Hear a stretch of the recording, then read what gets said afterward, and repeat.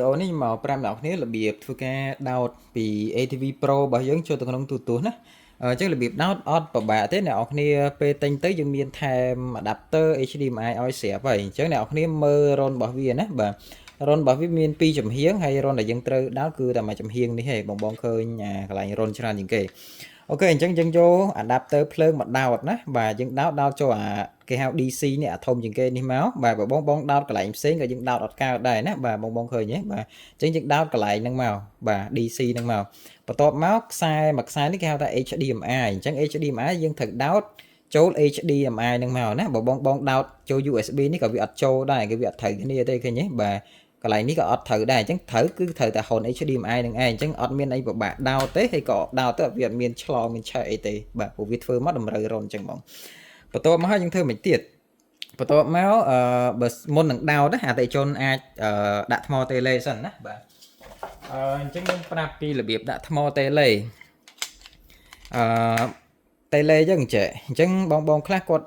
យកទៅអត់ដឹងថាដាក់ថ្មមិនអញ្ចឹង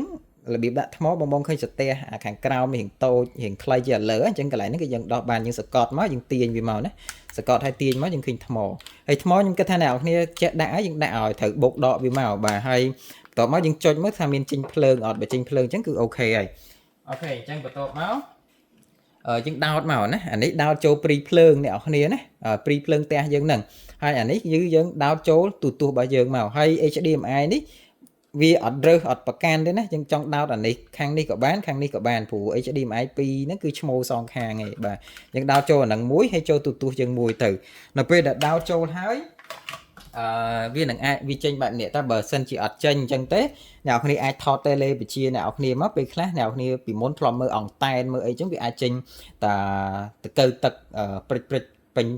អេក្រង់ហ្នឹងឯងវាអត់ទាន់ស្គាល់ HDMI អញ្ចឹងអាចថតតេឡេមកខ្ញុំប្រាប់អ្នកនរគ្នាឬក៏អ្នកនរគ្នាអាចរកមើលសញ្ញានេះសញ្ញាហ្នឹងឬក៏ដាក់ពាក្យថាសោះចុចវាមួយទៅវាអាចចេញ HDMI 1 2 3អញ្ចឹងទៅហើយអ្នកនរគ្នាចុចទៅថាដោត HDMI ទីប៉ុន្មានគឺយើងចុច OK លើហ្នឹងទៅគឺបានហើយតែបើអ្នកនរគ្នាអត់ចង់រកខ្លួនឯងគ្រាន់តែថតតេឡេមកប៉ុសហើយផ្ញើចូល channel មកខាងពួកខ្ញុំប្រាប់អ្នកនរគ្នាថាត្រូវចុចមិនតែទូទស្សន៍ខ្លះមិនបាច់ចុចទេបើកតែទូទស្សន៍មកគឺវាស្គាល់ជាមួយ T-box ចេញមកបែបហ្នឹងបាទតែចេញមកបែបហ្នឹងគឺយើងអាចប្រើបានហើយយើងអាចចុចបញ្ជាអីបានហើយបាទអញ្ចឹងវីដេអូមានហ្នឹងមានប៉ុណ្្នឹងទេហើយចាំវីដេអូក្រោយខ្ញុំប្រាប់អ្នកនរគ្នារបៀបភ្ជាប់ Wi-Fi ចូលដុំឲ្យយើងមើលអីផ្សេងៗអញ្ចឹងណាយើងដាក់ជាវីដេអូមួយអញ្ចឹងក៏ឲ្យអ្នកនរគ្នាមើលទៅរៀងវល់ហើយមួយទៀតខ្ញុំបញ្ជាក់ណា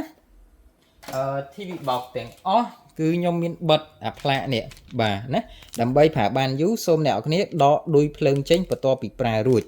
បានន័យថាមិនបាច់នៅពេលអ្នកនរគ្នាប្រើហើយជួយដកនេះ